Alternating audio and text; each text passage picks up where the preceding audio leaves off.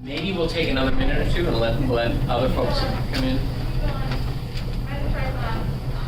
So what we can do during these 2 minutes is, so I'm actually going to give you 1 minute to introduce yourself to someone else in the room that you don't know and find out one thing about them. So you have 1 minute to do that. So you each find out something about the other person. Hi. Welcome. Okay, so who's here? I love it. Happy to. Excellent.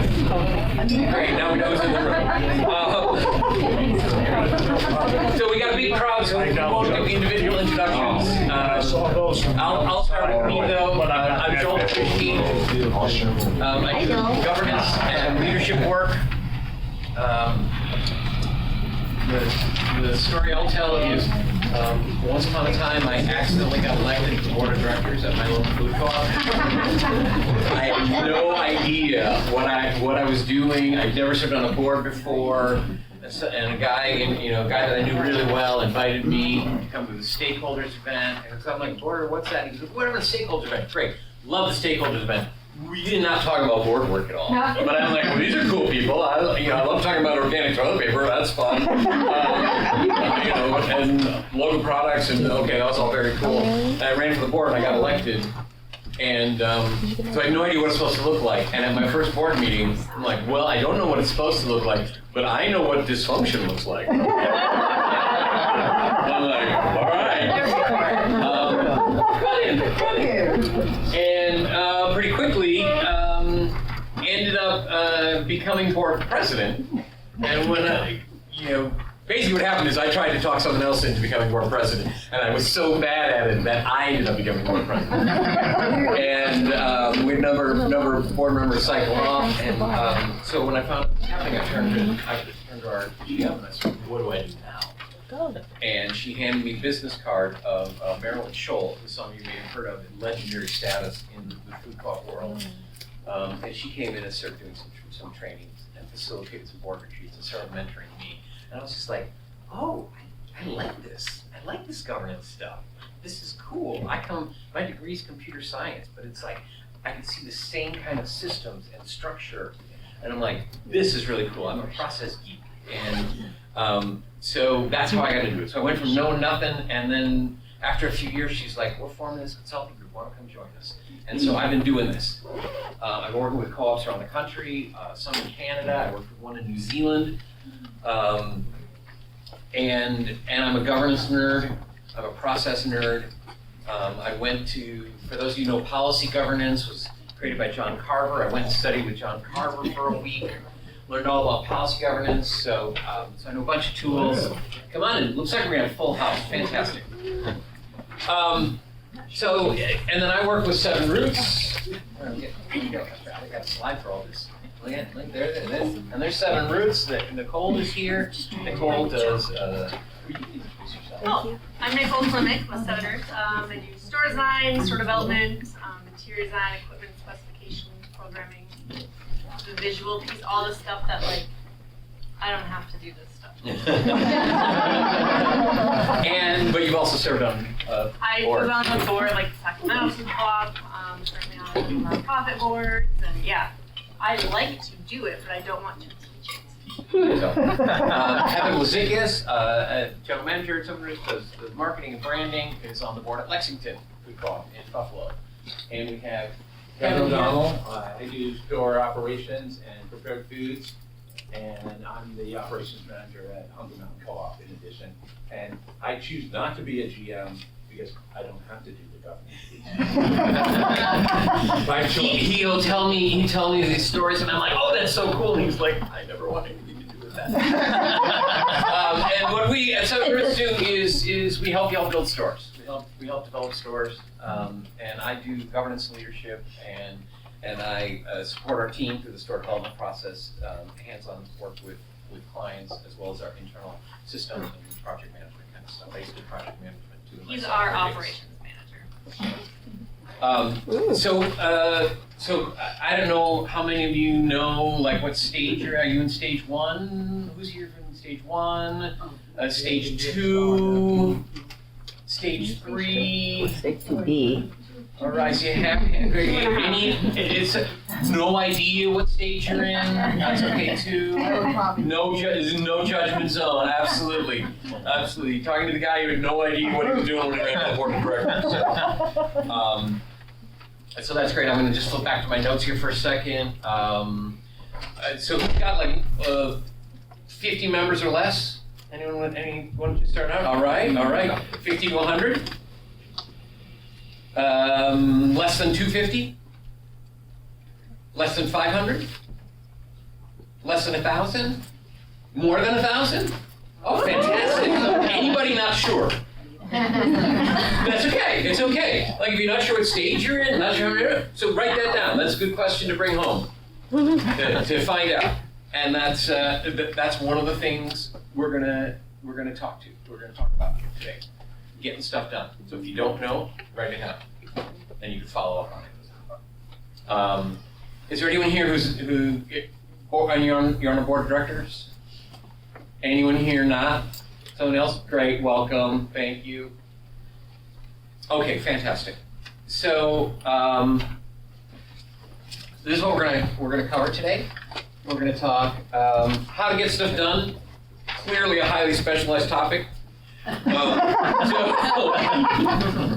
So it's big and broad, but we're going to get into some details, and the details I'm planning on getting into, and you might have questions that lead us into other fun stuff, is roles and delegation and accountability, some best practices for meetings, some systems and tools, board culture. We'll touch on JEDI, DEI, diversity, equity, inclusion, justice. And we'll talk about fun. That's what we're planning on anyway, and we'll see where we all end up. I'm planning to make this interactive, so if you have questions, comments along the way, great. If we start getting off track, then I might have to rein that in a little bit, because I'm committing to getting out of here a couple minutes early, so you're not last in line for lunch. At least beat this across the law. So someone, the first one out, go block the other door. So, great. So, what stuff does a startup board have to get done? Everything. Unlimited. Let's write these down. What do we have to get done? Governance documents. Governance documents. Incorporation. Getting owners. Getting owners. Yeah. You know what I should have said at the beginning when I introduced myself? I horribly hear. I wear double hearing aids. So I'm going to ask you to speak up. But the great news is if I can hear you, then you know everyone else in the room has heard you. Build out a store. Build out a store, yeah. Capital campaign. Hire a GM. Hire a GM. What, another? Committee building? Yeah. Outreach. Strategic vision. Strategic planning. Messaging. Messaging to the community, getting the word out. Community, yep. Do we need to put one of these up on the wall? Yep. All right. And I'm Find money. And those trees. Yeah. Got any more? and did I miss any? Find a site. Find a site. Hire consultants. Hire consultants. Hire a GM. Yeah, this is not a plant. Just Hire a GM. Hire GM. Any others? We don't have to belabor this, but Yeah. we might think of a few more as we go, but I'm just gonna say, be profitable. be profitable, there you go.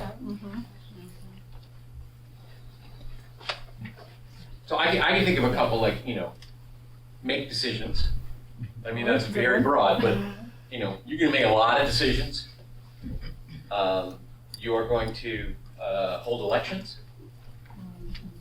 You're going to recruit members. You're going to recruit volunteers. You don't have to write down all of these. You're going to oversee trying. volunteers. These are just a couple that are coming off the top of my head here too. Annual meeting. Annual meeting, yes. Solve problems. Governing board. Become a governing board. Yes, there will be a point of transition. Solve problems. Solve problems. Yeah. Excellent. So I think we've got an idea here. I don't think we have to go on. We could fill up pages of this. All right. So,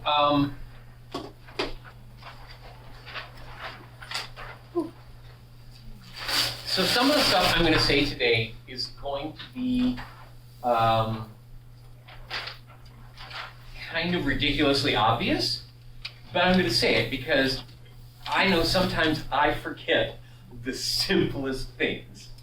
So it's like, okay, so one of the keys to getting things done is writing things down. So sometimes, it's like, great, so we write it down. And that's one of the foundational elements for getting stuff done. It's simple, and if we write it down and share it and agree on it, but otherwise, if we go to a meeting and we walk away, I know sometimes my memory changes a little bit. Sometimes my perspective is a little skewed. Sometimes I only hear what I want to hear. But if we write it down and we share it, then we're sure we've all got agreement. And then it's also a lot easier to follow up. Because, yeah, there we go, write stuff down. What are we going to do? And who's going to do it? And this is where we start to get into roles and delegation. So we've got something to do. Now who's going to do it? And we can look at, well, whose responsibility is it? We might have already decided whose responsibility this thing was, and then we wrote it down and agreed on it. So then we go and just check. So we don't have to recreate the wheel every time. Who's going to do this? And one great example of that is having committee charters. So that's part of the roles and delegation, committee charters and officer descriptions.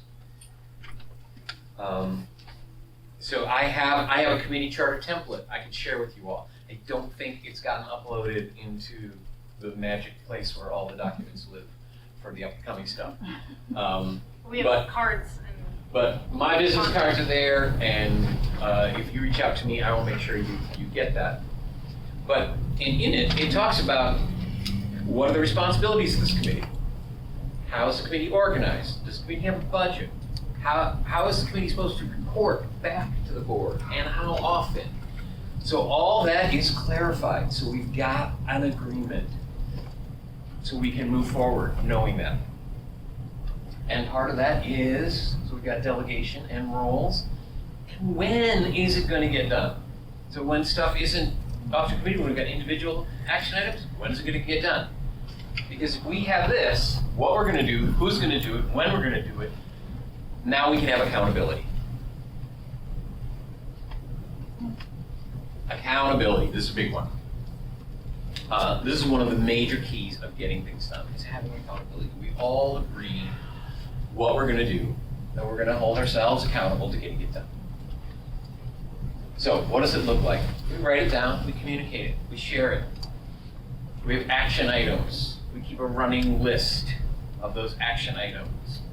So before each meeting, we can send it out to our group and say, hey, remember last time we got together? Well, it's a week until our next meeting. Here's your chance to sprint and get all that stuff done that you promised you're going to do this time. I'm not speaking about myself. I read about this in the book once. So great. So what does it take to do accountability well? It's having clear expectations and having that follow-up and being willing to do that follow-up. And that responsibility is on everybody. It's not the board chair's responsibility to hold each of us accountable. It's everybody's responsibility. So create reporting standards. I know some people are just like, oh, I'm going to start to grind their teeth right now. I am a huge proponent of written reports. Because how many of us have been in a board meeting and been handed a written report and had to sit and now it's quiet reading time during a board meeting? Yeah, I've been there. It's like, no. Or you have someone like Joel who has a report and it's like, I didn't write it up. So, okay, so we got together, was that last week? Was that Wednesday? Anyway, and you're all like, oh my God. If Joel had only written up the important things that happened in the meeting and sent it all, it would have taken me 30 seconds, but now he's going to tell a 5-minute story about a meeting. And so now we've just taken 5 minutes, maybe 9 people, 5 minutes. We've just blown 45 minutes of people time on Joel's story. Instead of delivering this offline. Plus, again, I have lousy hearing.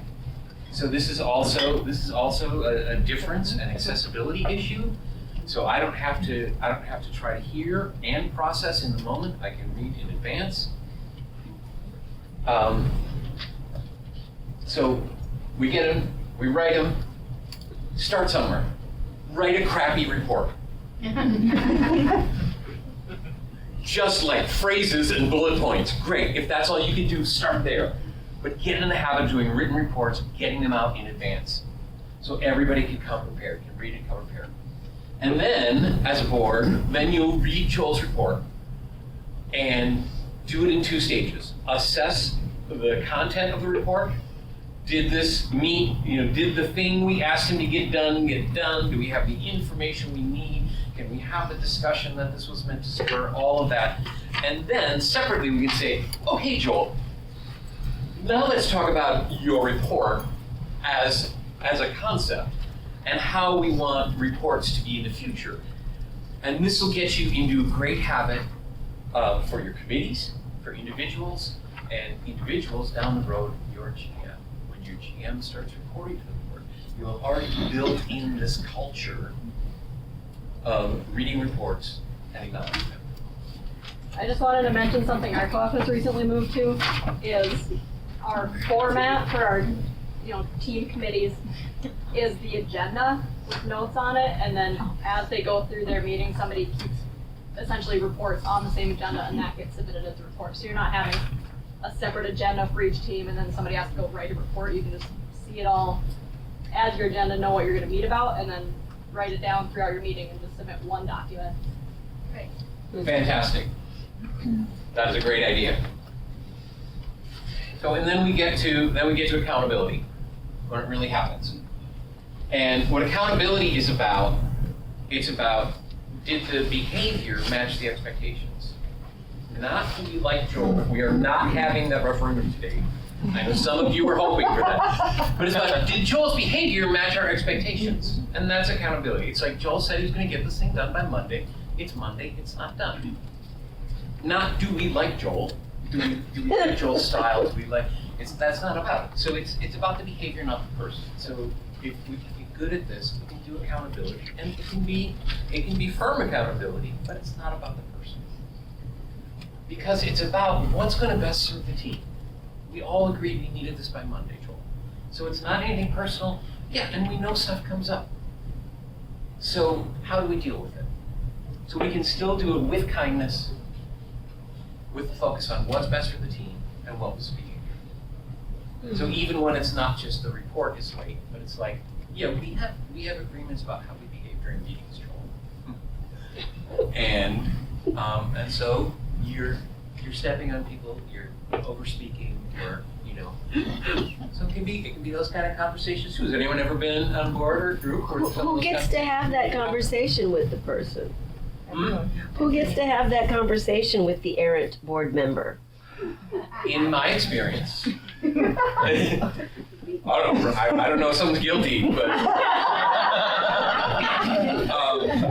in my experience, usually what happens is the board leadership gets together, and the default is probably the board chair, but sometimes it's like, okay, maybe I'm the board chair and maybe Nicole's vice chair or vice versa, whatever. But it's like, you know what? I really think I really think Nicole, I think it'll be heard better coming from Nicole. Nicole has a kind of relationship, kind of communication style. So it's really kind of picking who do we think is going to be able to manage, handle the conversation best, deliver the message best. And when all else fails, you can bring in outside help, mediator, whatever. I mean, if it really gets to that point, I've had to do that a few times. Yeah. What if the person that is the errant board member is on leadership, the president? Well, that's never happened. Yeah, then it gets a little trickier. And then it might require the leadership who's not that person, or if you're just a board member, reaching out to, another board member or another board leader and saying, hey, this is problematic, and I think we really need to address this, especially from a leader who's supposed to be setting the example. Absolutely. Yeah. When you were talking about, written down and communicated, that also makes me think that in our, and again, we're stage 3, so we're further down the path, but we've done working agreements with whenever new board members come on board, we have group working conversations. And we talk through what are the expectations, kind of those unwritten rules that, you need to actually voice and write down and communicate. But then there's also like board director agreements when you become a board director. So I think there's opportunities to look at those documents and make sure this kind of stuff is addressed. Yeah. And be proactive with it. When it comes time for recruiting for elections and things like that, share that board conduct agreement and say this is what it's going to be like. I'll mention this later, but what happens too is cultures are sneaky, and the culture you have in your board will attract people who are interested in that. So if you want to have a more professional board, because what's going to happen is you might have a great board, but you got some problems, and then you got this great person. It's like, they would be so good for a board. They could really help us clean stuff up. And they're young, and she's sharp, and she runs her own business, and she'd be so great for this board. And she shows up for one board meeting and sees the chaos, and it's just like, oh hell no, I'm not wasting my time here. I believe in what they're doing. This is a mess. I have more important things to do with my time. So that's what's at stake. And then someone who has time to kill and wants to chat about they show up for a board meeting and it's like, this is a great place for me to talk about my pet projects. So that's what you're gonna get. All right, so that's accountability. All right, best practice for getting stuff done in meetings. We could do at least a whole session on this. So this is obviously gonna be a quick gloss over here. Slack. Yeah, like a relay We race. obviously practice this part, And I'm not sure how much of this you need to describe because it's all going to be here. I've got to definitely have one more thing for you to describe. So all the packets of info go out in advance. We prepare, and we do it with written reports, not oral reports. So like I said, it's an inclusion, it's an accessibility thing for people who don't process as well orally. And then this also means that when we get to the meeting, so just a brief side note, so board meetings, you meet monthly, twice a month, for 2 hours-ish. Pretty much. Okay, so it's 4 hours a month. So a board has no authority except when acting as a decision-making body. So you have less than 50 hours a year to do your work.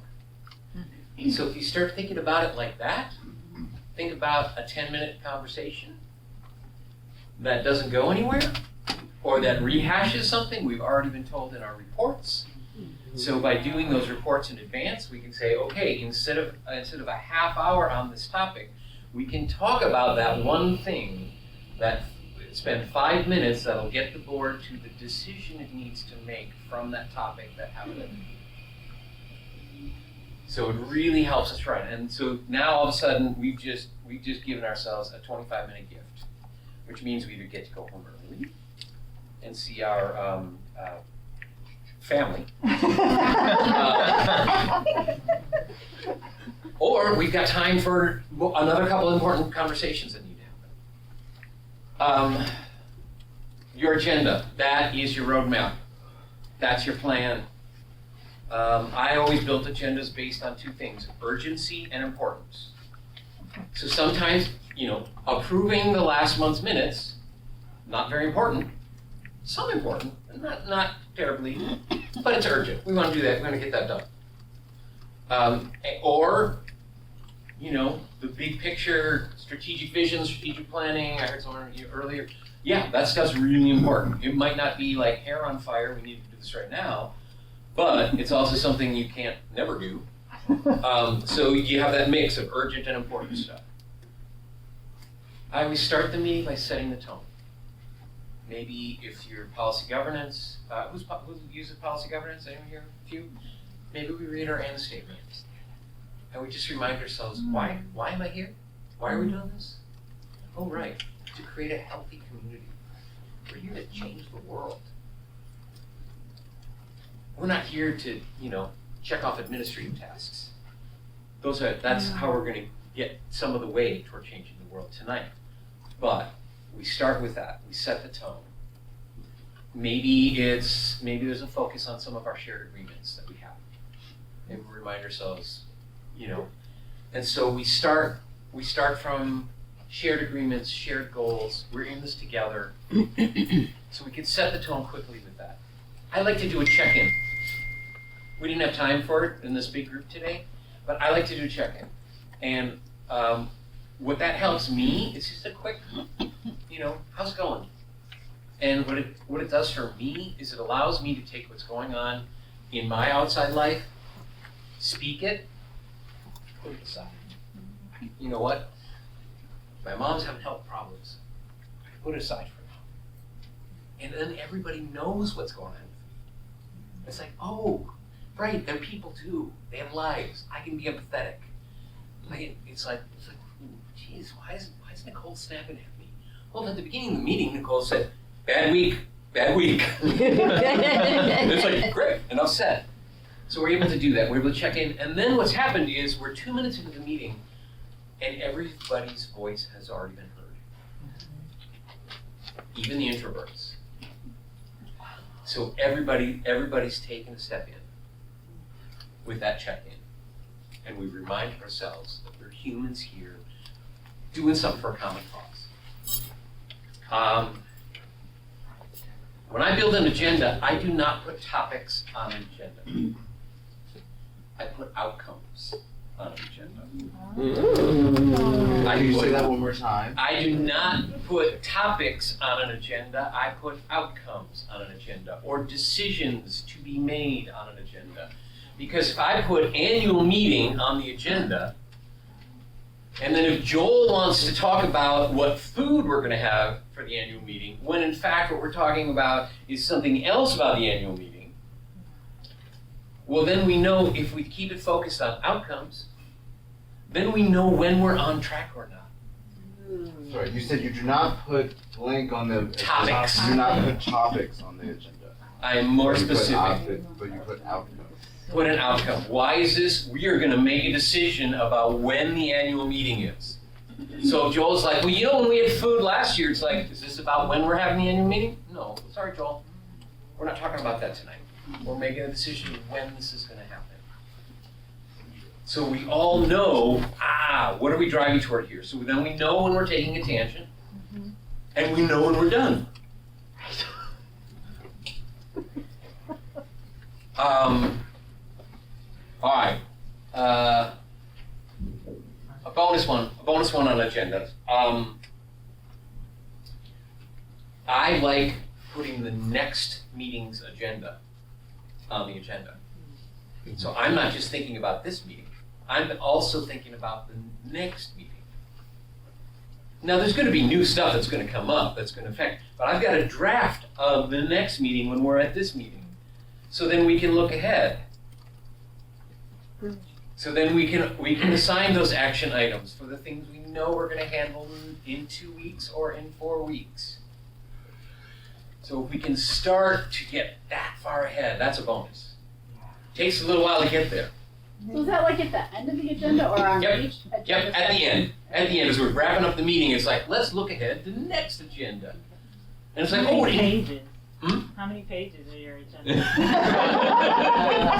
1, and the font is 6 point. Bring your glasses. How do you turn the next week's agenda into not a topic? How do you keep it from being a topic? Well, we just go through and say, so it will be, so the outcome is review the agenda and assign any action items. And then we'll probably, as part of review, we'll add some things to the next agenda. Yeah. How about this agenda, it's decide on the date for the annual meeting. On the next agenda, it's decide the menu. Exactly. That might be absolutely it.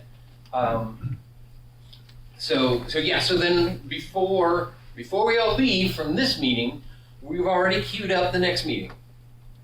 Before I did that, I used to be like, "Crap, we got through this meeting, woo, walk out," and then it's just like, oh man, we didn't decide who's on point for figuring out the food for the annual meeting, and we're supposed to decide that next week. So then you get home, and then Joel has already emailed everyone, like, "Hey guys, who wants to take point on this?" Yeah. Something to add to that I've been trying recently is at the end of every agenda, I put just kind of a meeting review to say, like, how did this meeting go? What can we make better? Kind of. Yep. So that and like having that as an established part of the agenda, so that it doesn't become disruptive in the middle of the meeting. We can, we have that. That's also a great one to just have a quick, what went well, what could be even better next time. Mm-hmm. Absolutely, that's great, and that's another good practice for the board: self-reflection, continuous improvement. All right, a couple more things here. Time. Use a timekeeper. You can use a timekeeper for a couple things. One, we've got 5 minutes on the agenda for this to make this decision on when the annual meeting is going to be. So at the end of 5 minutes, well, okay, do we vote now? Have we had enough discussion? Do we think we need more time? We think we need more time? Okay, what are we going to do with that time? Are we adding it to the end of the agenda? Are we agreeing to stay another 5 minutes late? Are we going to kick something else off the agenda to next meeting? We make conscious decisions about our time as a group. So discussions don't fill up all the available time. Avoid tangents and rabbit holes because we know what the outcome is. Practice cutting people off. How many of you were offended when I stopped you from talking to that other person? When I said time, you weren't, because I set the expectation, you have 1 minute. Mm-hmm. And then I cut you off. And it wasn't about any of you personally. It was about what's best for the group. What's best for the group is we move on to the content now. So that's exactly why I did that. So that's one thing you could practice doing.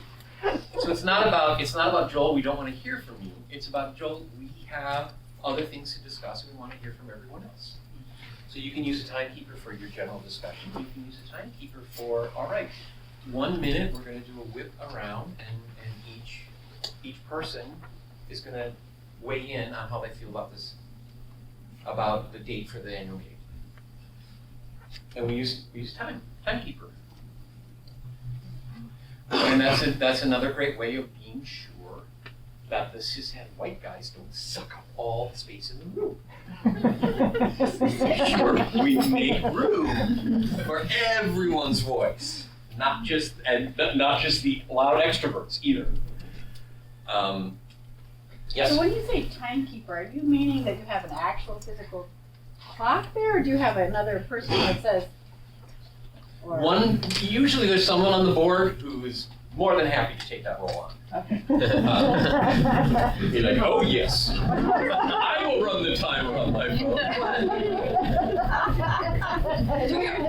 And again, it becomes a group norm, and it's like,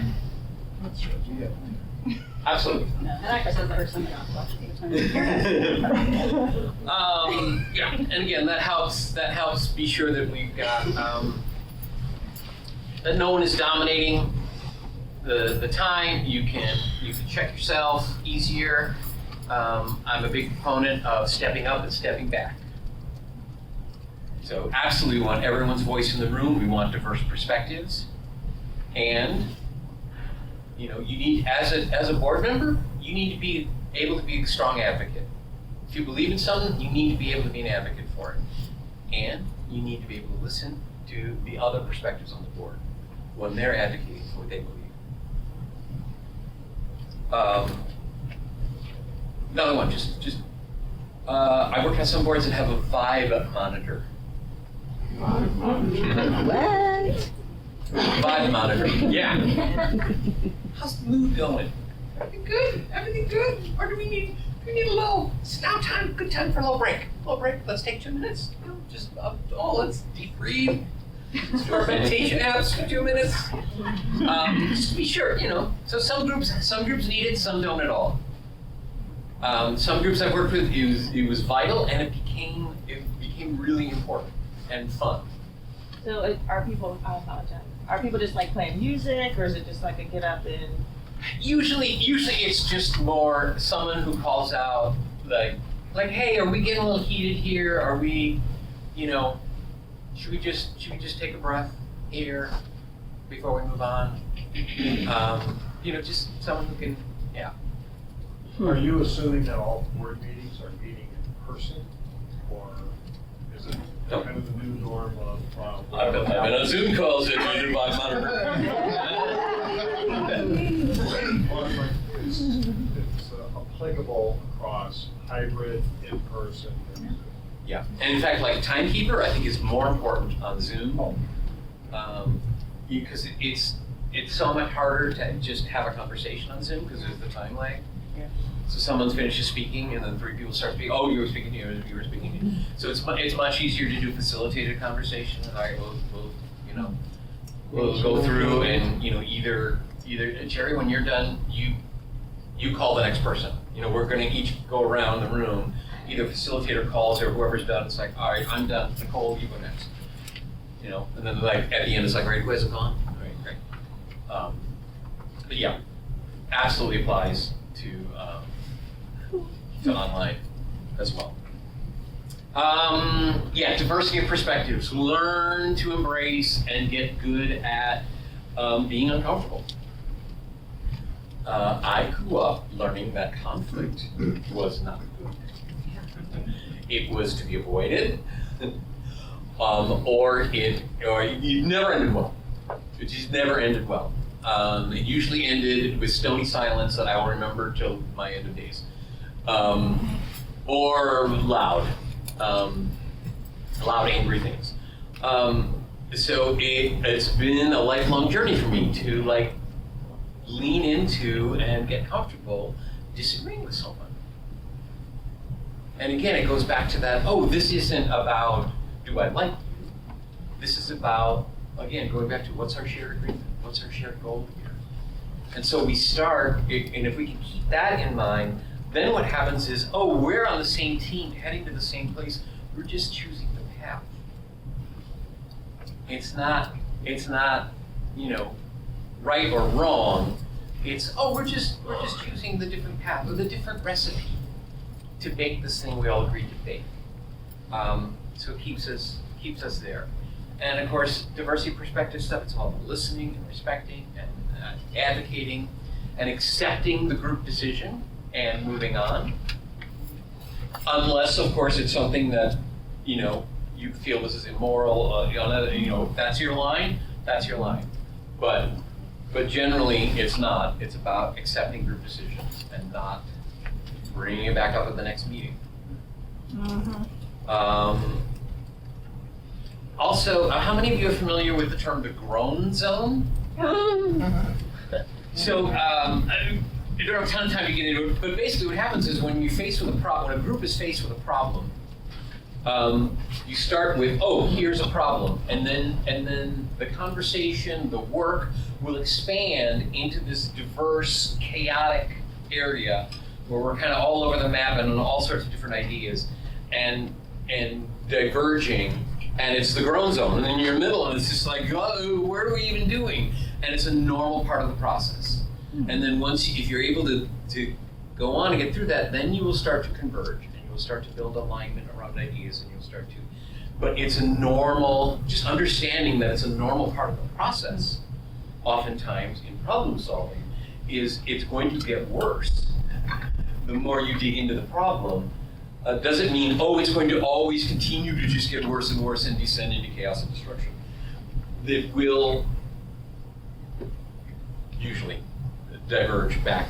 All right, summarize things as we go along. We just finished this big important strategic conversation.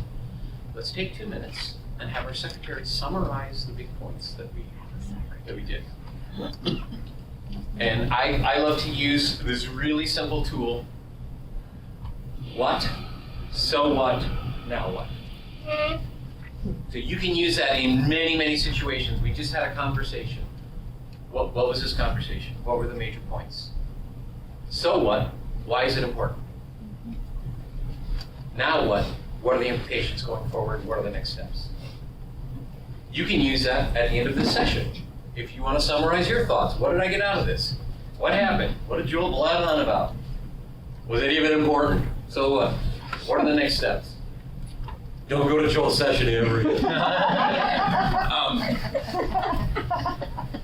And then you can do that and you can agree. And then when that summary gets put in your meeting minutes the next month, then you don't have to have a conversation about it because we already discussed it and agreed on it. And again, also at the end of that 5 minutes, it's like, great, we made that decision on our agenda item, and be sure we tackle the action item right then and there. That now what? Any action items? Great. Let's assign them. Let's put our due dates on them, so we know what, who, and when. So we can get back to accountability. This is just a little wild card one. How many of us have had a board meeting derailed by members showing up and going on tangents? And I see a couple heads nodding and a couple hands up.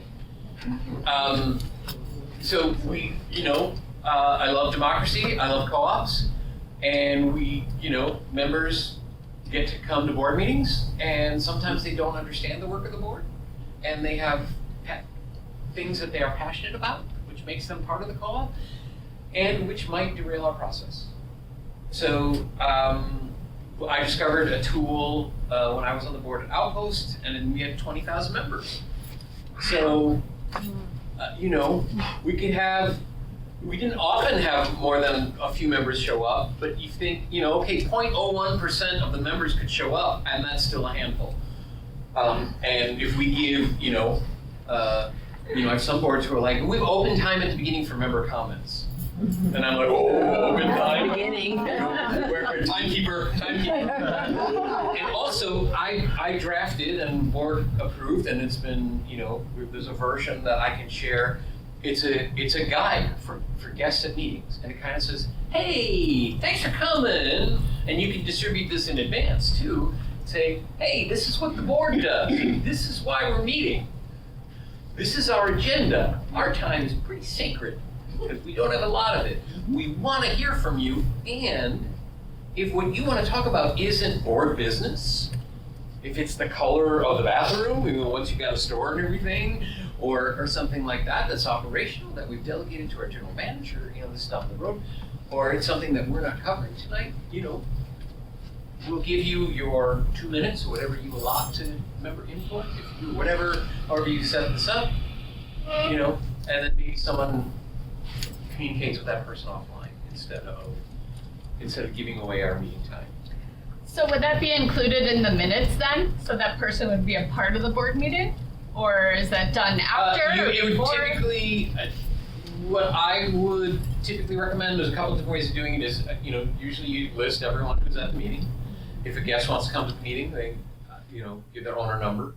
The board can invite anyone they want to the meeting. If you're bringing an attorney in or a real estate person in, or Don Moffat is going to come talk about your pro forma or whatever, but the owner number, and, typically I just have like owner member comments that took 4 minutes tonight. Don't even, have to go into the details unless there's something that the board feels is super relevant in their record keeping, you know. But if Joel comes in to talk about, you know, the papaya vendor that we want to use or something, that's probably not worthy of putting in the minutes. So, great. I think I need to keep moving here. Huh? How are we doing for time? Alrighty. Systems and tools. So, like I said, I'm a process geek, so I think about systems and tools.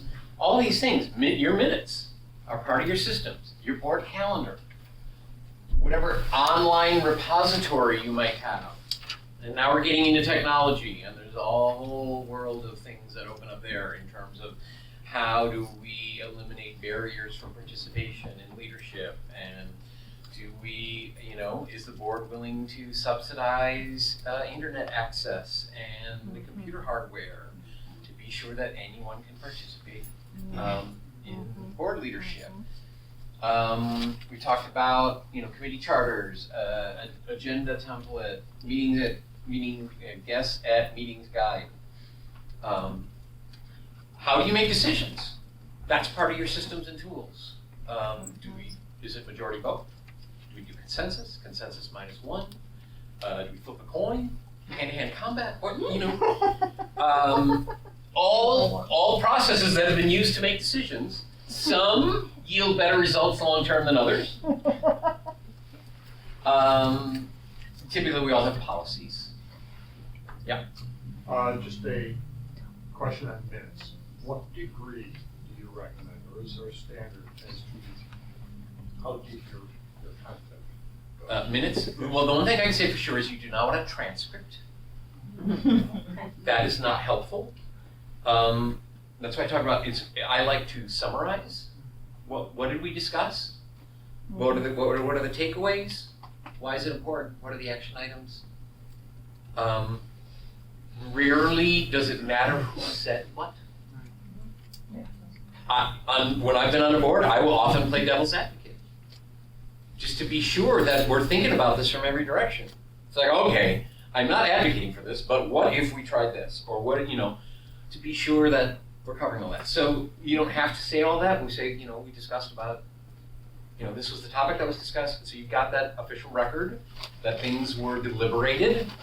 So you have your fiduciary responsibility to legally make wise decisions through a good process. So, alrighty. Policy governance. We spend a lot of time talking about policy governance. Especially me, governance nerd. Governance is hard, complex, counterintuitive.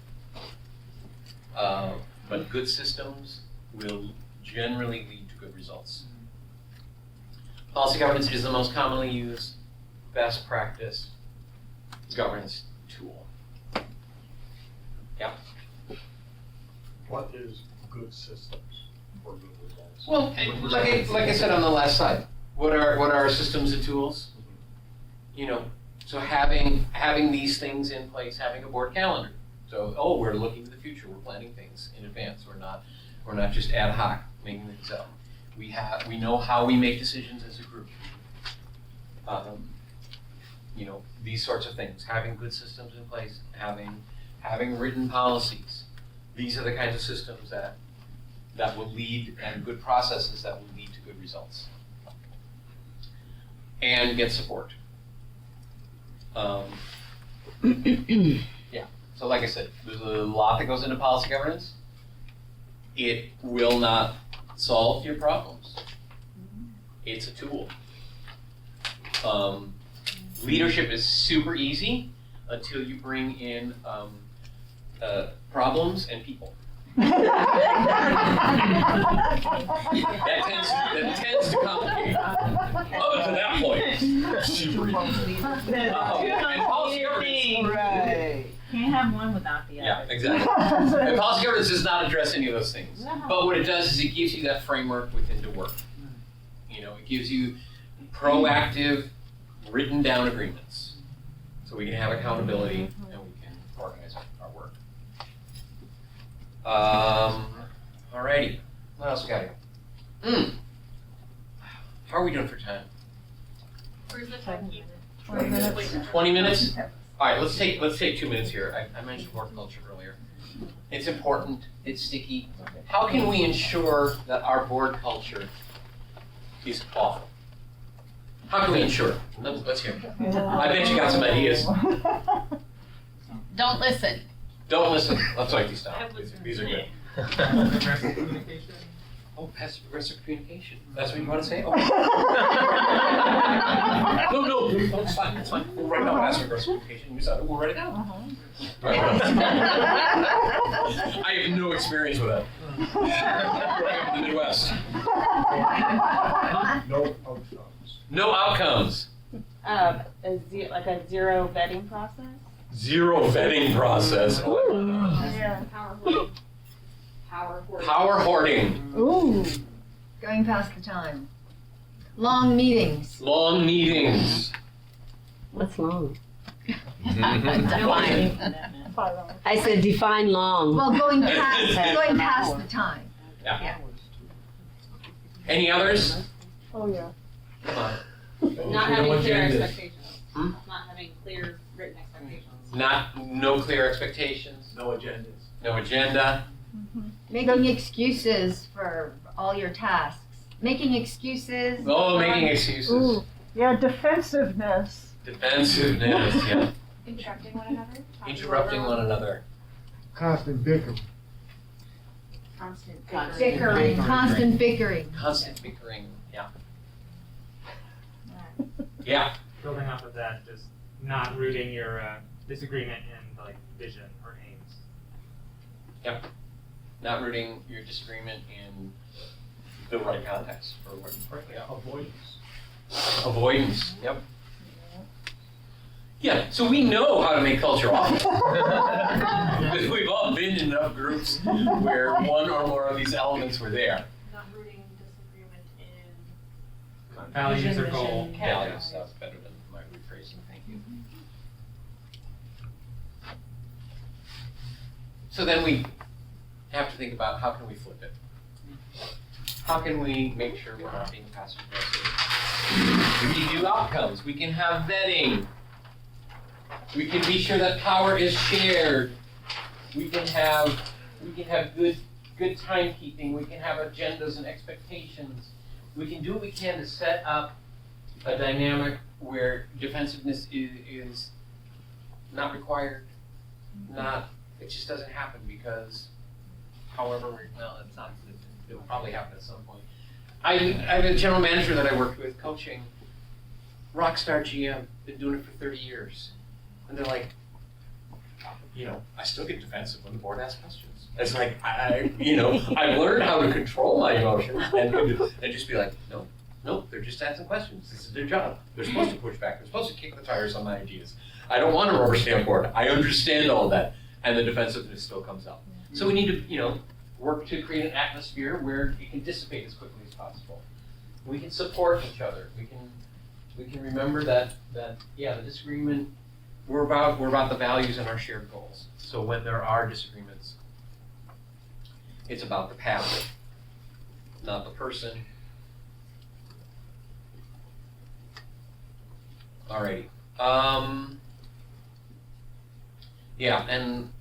just going to throw it back to that check-in thing too, where we just remind each other that we're human beings and we're all here trying to get the same thing done.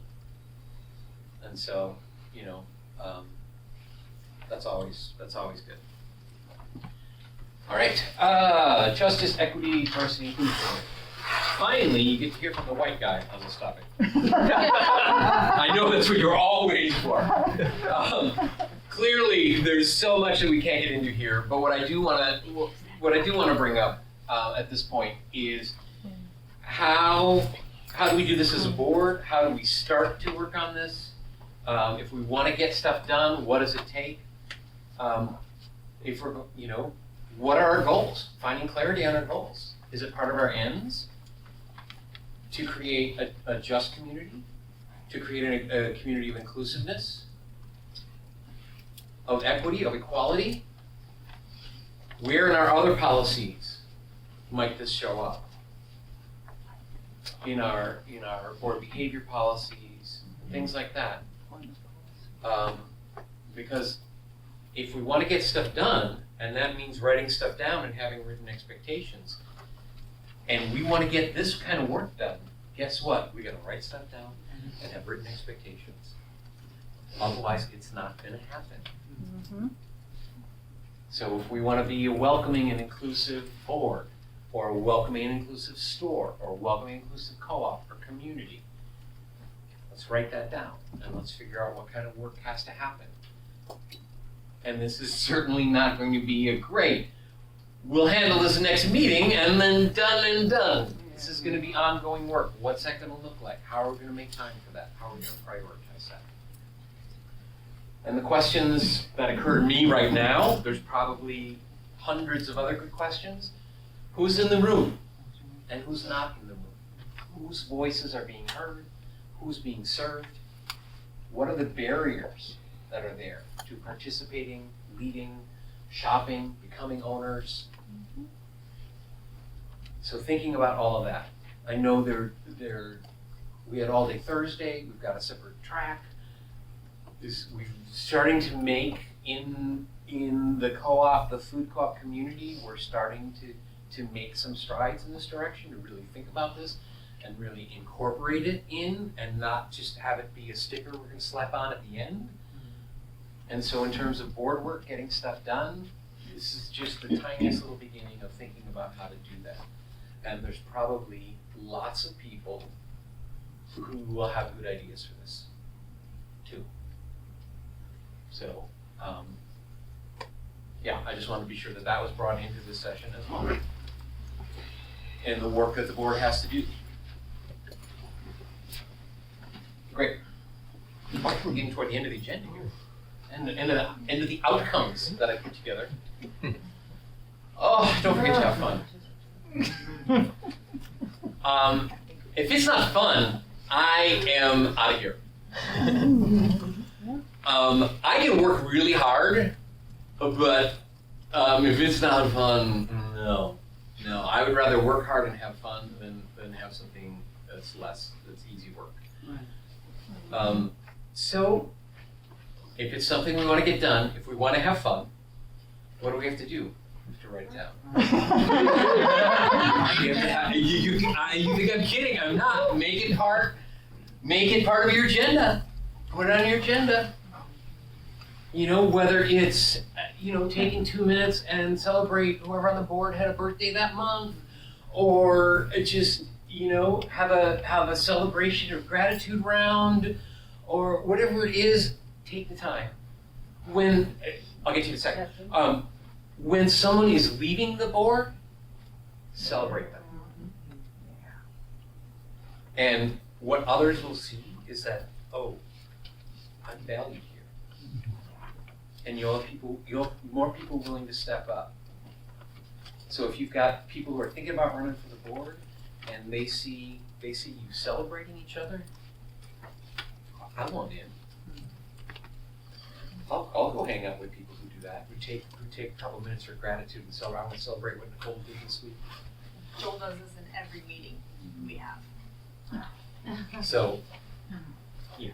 As similar to what I was going to say, in meetings that I've been in the past, kind of like your check-in thing, we've celebrated wins, so people can go around the room and celebrate whether personal or professional wins. Yep. And there's various ways to also do it without interrupting the flow of the meeting too. Yeah. All right, someone says something that really resonates. We just had a little success. We can snap. We can do a little sign language, applause, stuff like that. Support each other. Ask for help when you need it. Don't burn out. It's a long haul. Yeah. It's hard work. Mm-hmm. So don't just bear down. And make time to celebrate. Any other ideas for how to celebrate as a group? I could write this down. Bring in a particular food that could be used for celebration. Whatever. Socialize. Outside of the. Outside. Yep. Make sure the place that you're meeting is fun, can be fun. It doesn't have to be like, it could be in a board place, but you can always change the meeting place to somewhere where it's fun. As you can tell, I try to bring humor in constantly. I think it's a way of, I think it lowers tension. It just amuses me. Sorry for y'all, you gotta put up with me.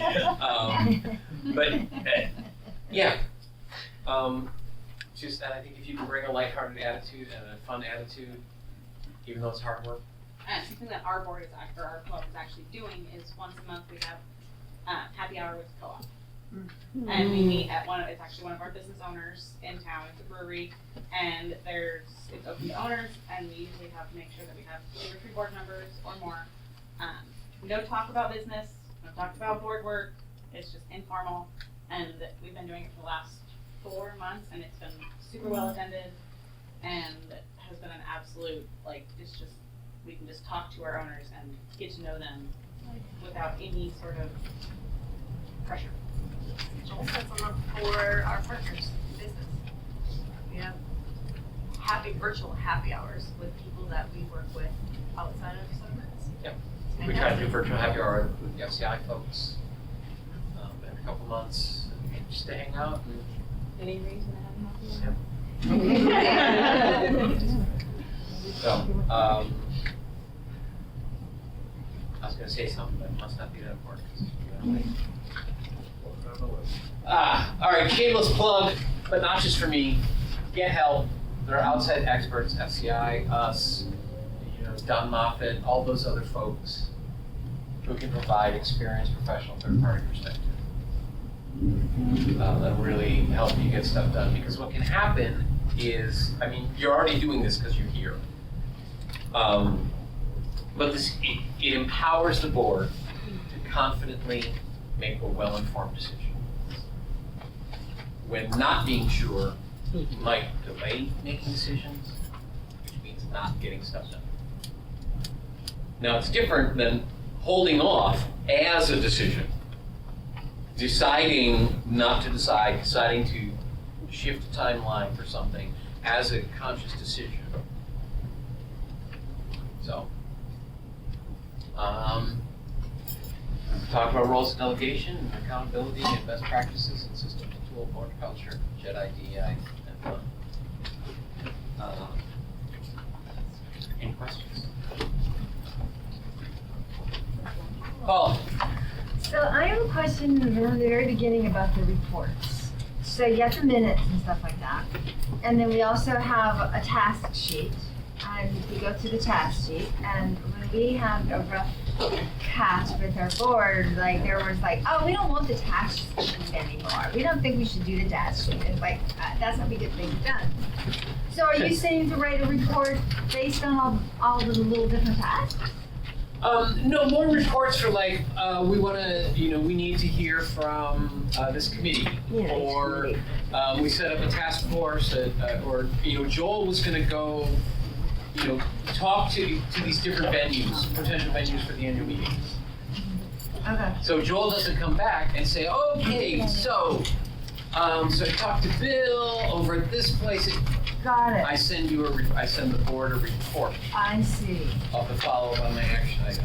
Okay. So that's what I'm doing. Oh, but it doesn't take up agenda time. It doesn't take up agenda time. Got it. I see. Okay. Yeah. So all that prep work, anything that we can do offline, prep work, we write a report, send it out to everyone. So it might feel like more time for those people who are writing a report than just saying whatever at the top of my head, but it saves that precious meeting time. Got it. Okay. Our board recently started listing at the top of our agenda, outstanding tasks, just in a list to just say, this is what's still outstanding for everybody. Does anybody need help with anything they're working on? Just not to go through them all in great detail, but just say, oh, you need help on this? Okay, talk to me. Send me an email later. Yep, absolutely. Yep, keep that ongoing action item list front and center. And again, what, who, and when. What's like the interplay between like the agenda and notes? Like, do you like end up just like adding notes to your agenda and like? I've seen that work really well. You know, a Google Doc that, you know, is the agenda, then I make a copy, and that's the first draft of the minutes, and fill in as I go. Yeah, works really well. I didn't understand the ground zone. Could you reiterate? The grown zone, yeah. So it's, I can also send you a draft on that. So it's group problem solving.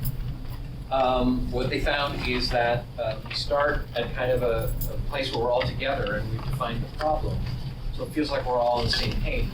And then as we start to explore solutions, well then our thinking becomes divergent. And so then we get spread out and we've got different ideas and it begins to almost feel like chaos. Before we start to eliminate and converge on a solution.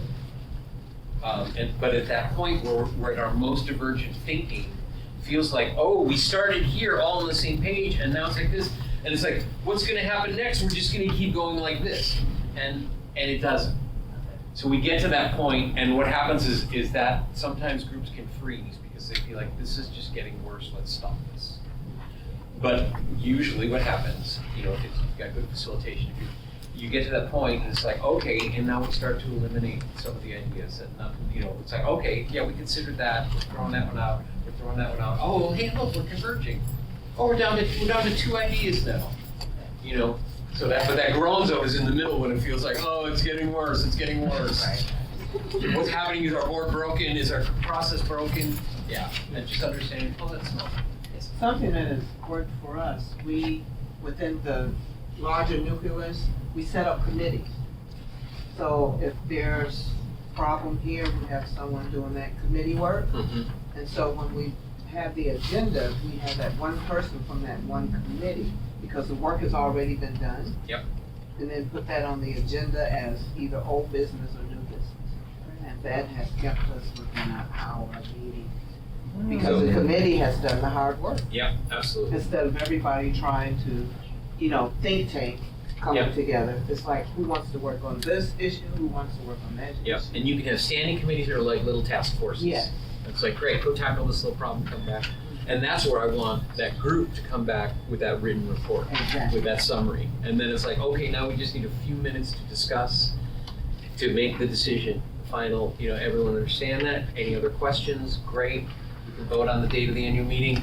Fantastic, May 23rd, wonderful, great. And then the committees get an opportunity, they send the work they've done out at least a week before the main meeting.